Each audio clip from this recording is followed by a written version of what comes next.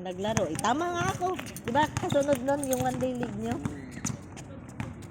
Ganun talaga. Pagka basketball ka, may bababang ko ka. Hindi naman lahat kasi para.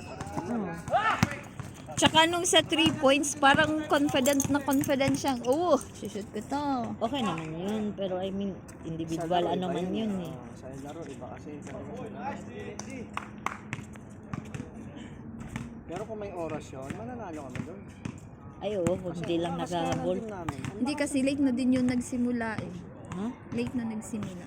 Yun yung problema. Dapat pag oras. Di ba 2 dapat yun, tas late Pang na dalawang nag-start. udiin yun na yun na late din nag-start, di ba? Yung pinakauna nila. December ata yung pinakauna nila. Wala din. Oras na mahaba ba? Hmm. Hindi running time. Mananalo kasi maano ako.